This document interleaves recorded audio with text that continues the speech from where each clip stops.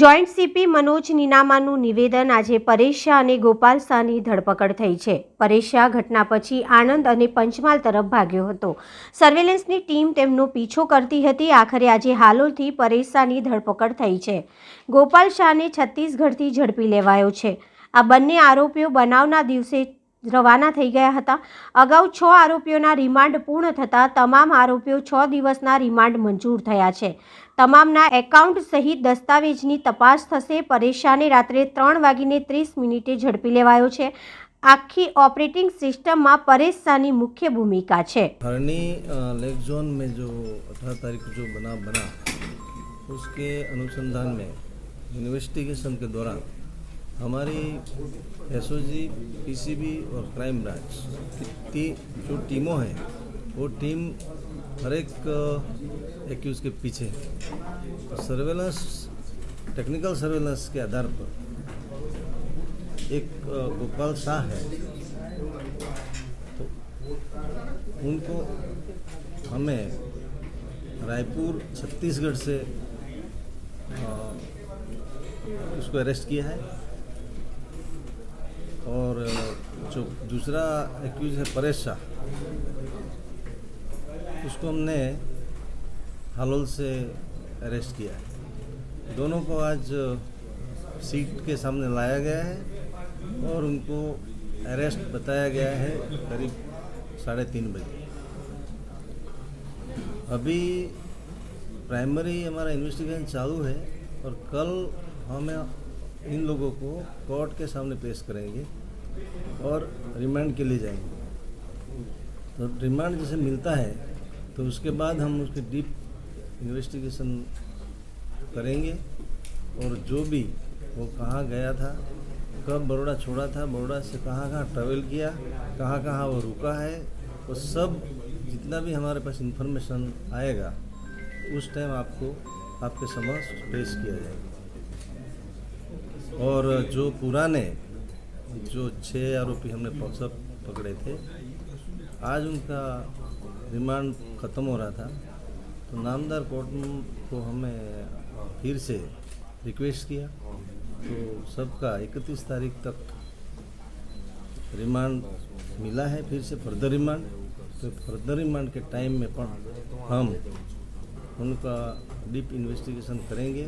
जो जो हमारी कड़ियाँ बाकी है, इन्वेस्टिगेशन जो जो साइड करना बाकी है वो साइड हम इन्वेस्टिगेशन करके जो इन्वेस्टिगेशन में जो भी हमें इंफॉर्मेशन मिलता है वो आपके साथ शेयर किया जाए। मिलकर तो जो आमे कार्य पद्धति है सीआरपीसी मुजब कि फरारी आरोपी तमने मળી જ નથી આવતા તો એની મિલકત આપણે ટાચમાં લેવાની કોર્ટ કાર્યવાહી કરવાની હોય છે। એટલે આપણે જ્યાં સુધી પ્રયત્નો કરીએ છીએ ને અમે જે એફઆઈઆરના છે, એફઆઈઆર વગરના છે, જે આરોપીને આપણે હસ્તગત કરી લઈએ છીએ સમય મર્યાદામાં તો મિલકત ટાંચવાનો કોઈ પ્રશ્ન ઉપસ્થિત થતો નથી। પણ નથી જ મળી આવતા તો આપણે સીઆરપીસી 82-83 મુજબની 82-70થી ચાલુ થઈ 70-82-83 મુજબ કાર્યવાહી પછીથી કરવાની છે જેમાં કોર્ટની પરમિશન મળે।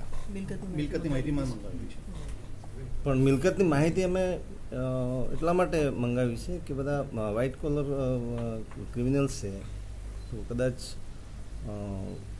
સમય મર્યાદામાં હાથમાં ન આવે અથવા તો તમામે તમારી પાસે પાસપોર્ટ છે એને કેન્દ્ર રીતે કદાચ બહાર ન જાય એના માટે પણ અમે એલઓસી અંગેની કાર્યવાહી કરી છે।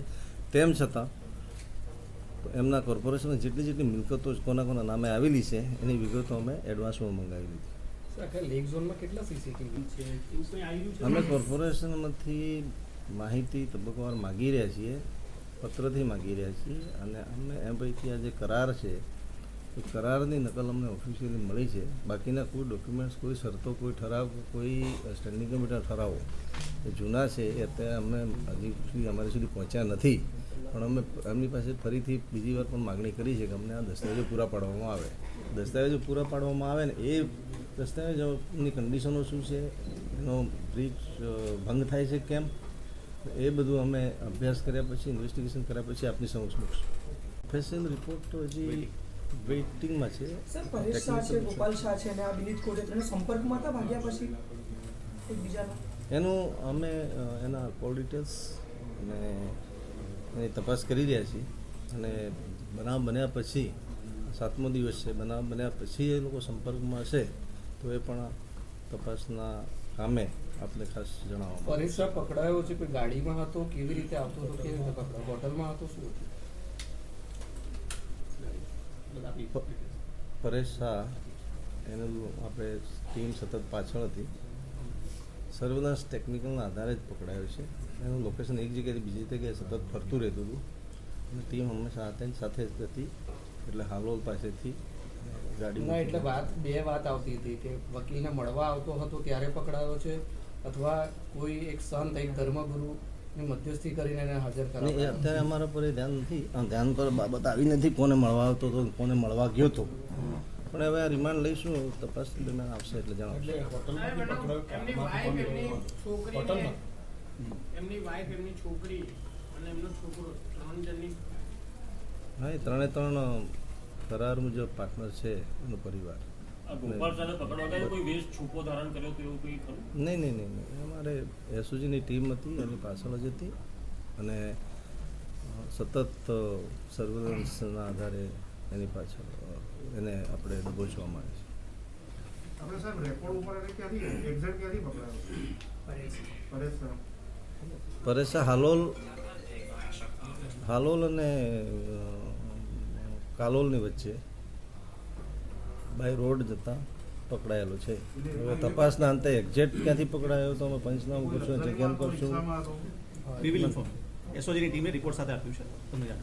એની પાસે મોબાઈલ ફોન હતો કોઈ જ્યારે પકડાયો ત્યારે? એની પાસે બીજું કંઈ કાગળિયા પૈસા? 7 તો આપણી પાસે હતા, 2 આજે એટલે 9 આરોપી થયા. નહીં, ફર્ધર રિમાન્ડની 6 આરોપી. બિનિત અલગ છે.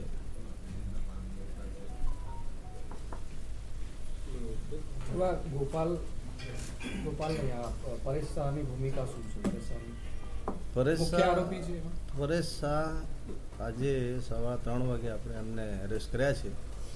પ્રાથમિક પૂછપરછ દરમિયાન એ આ જે સિસ્ટમ હતી આખી ઓપરેટિંગ સિસ્ટમમાં એ મુખ્ય ભાગ એને ભજવેલો છે અને વધુ તપાસ આપણે કરવાની બાકી છે. કાલે આપણે સમય મર્યાદામાં નામદાર કોર્ટ સમક્ષ રજૂ કરશું અને અમે જે તપાસના મુદ્દાઓ છે, જે ઝીણવટભરી તપાસો કરવાની છે એના અનુસંધાન રિમાન્ડની માગણી કરવામાં આવશે અને એના આગળ જે તપાસ થશે આપણી સમક્ષ મૂકવામાં આવશે. બીજા આરોપીને પકડવાના બાકી છે, એની માટે શું કાર્યવાહી?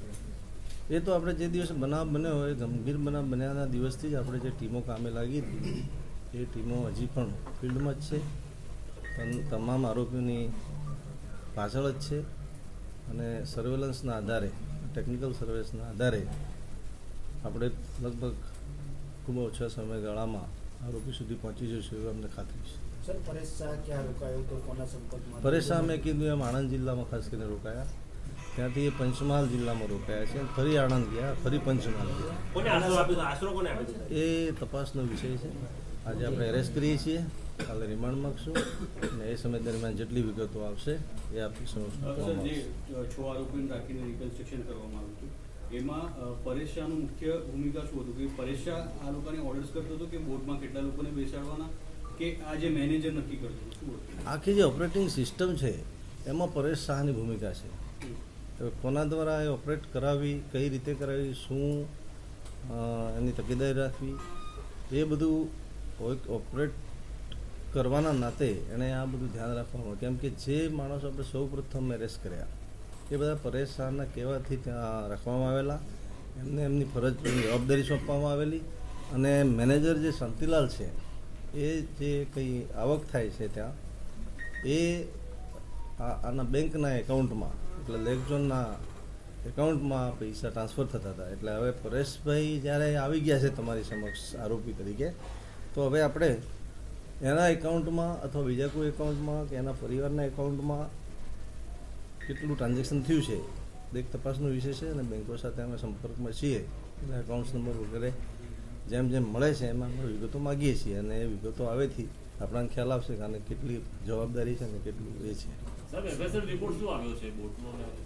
આમાં શું છે, શિક્ષણ માટે તો આખો જિલ્લા શિક્ષણ અધિકારી, પ્રાથમિક જિલ્લા શિક્ષણ અધિકારીની પણ આ જે ટુરિઝમ, પ્રવાસન, પર્યટનના જે વિષયો છે એના પર એની મંજૂરી એની શરતો કે એને એ કંઈ અહીંયા જિલ્લા શિક્ષણ અધિકારી કરતા હોય છે. જિલ્લા શિક્ષણ અધિકારી પણ એમની રીતે એક ઇન્કવાયરી ચલાવી રહ્યા છે. સાથે સાથે મેજિસ્ટ્રલ ઇન્કવાયરી પણ ચાલે છે, જેમાં એનો ખાસ ઉલ્લેખ કરવામાં આવશે. એમાં કોઈ એવા મુદ્દા ઉપસ્થિત થશે ક્રિમિનલ તો અમે આગળ વધશું.